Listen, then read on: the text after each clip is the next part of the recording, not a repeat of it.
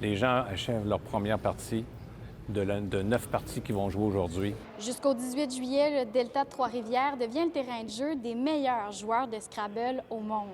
Le 53e championnat du monde de Scrabble francophone réunit plus de 600 joueurs d'une quinzaine de pays différents. C'est 9 jours de compétition sur 10 à 12 heures de Scrabble par jour. On est dans une discipline où il faut s'entraîner sans relâche. On doit travailler les phases de jeu, le vocabulaire en particulier. Qu'est-ce que ça fait cette année de jouer au Québec?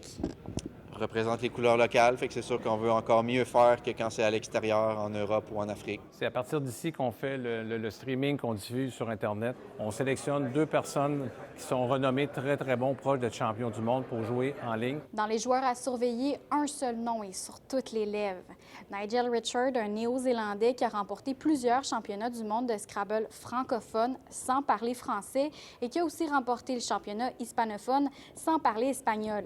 La question que tout le monde se pose, comment c'est possible? Eh bien, il a mémorisé la liste des mots acceptés dans le jeu sans comprendre leur signification. Il a aussi une vision de grille et une analyse de la grille et de la combinatoire des lettres au-dessus de ce que j'ai pu personnellement voir jusqu'à présent. Qui, sur le papier, s'il ne commet pas d'erreur, est imbattable. Si on ne fait pas d'erreur, nous non plus, on peut terminer ex aequo avec lui puis partager un titre de champion du monde. Fait que c'est ce que je vais essayer de faire. La salle du public, tout le monde peut venir jouer, c'est gratuit, c'est pour vous initier au Scrabble. Durant la conférence, là, vous avez fait la distinction entre 2 sortes de Scrabble. Oui. Il y en a un qui est le Scrabble classique, qui se joue comme à la maison, un contre l'autre. Au duplicate, c'est différent, parce que là, il y a un arbitre devant. Tout le monde a son jeu.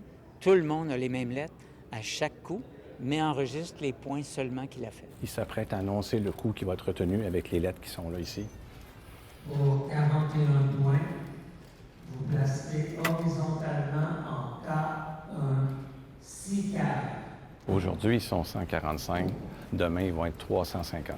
Le Québec reçoit normalement le championnat du monde aux 5 ans, donc la prochaine fois, ce sera en 2030. À Trois-Rivières, Frédéric Bacon pour Nouveau Info.